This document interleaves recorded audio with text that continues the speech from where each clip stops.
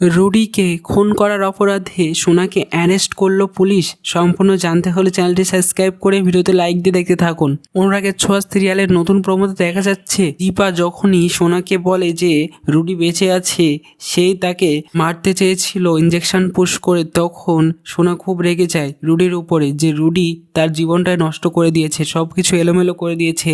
সে চায় না রুডিকে বেঁচিয়ে রাখতে, সে এবার নিজে হাতে রুডিকে শেষ করে দেবে এমনটাই প্রতিজ্ঞা করে চলে যায়, রওনা দেয়।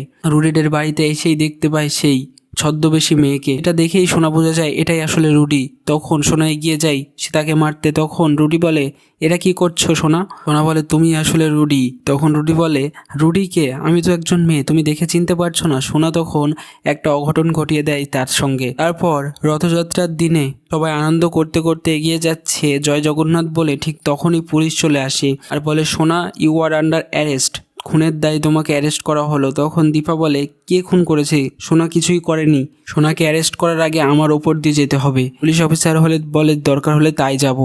দীপা বলে আমার মেয়ের আমি কিচ্ছু হতে দেব না। এদিকে সূর্য বলে মেয়ে? মেয়ে কি? তো কি মনে হয় বন্ধুরা, দীপা কি পারবে সোনাকে এই পুলিশের অ্যারেস্ট হওয়া থেকে বাঁচাতে? কমেন্টসে জানিয়ে এখনই সাবস্ক্রাইব করে নাও আমাদের ইউটিউব চ্যানেল। ধন্যবাদ সবাইকে।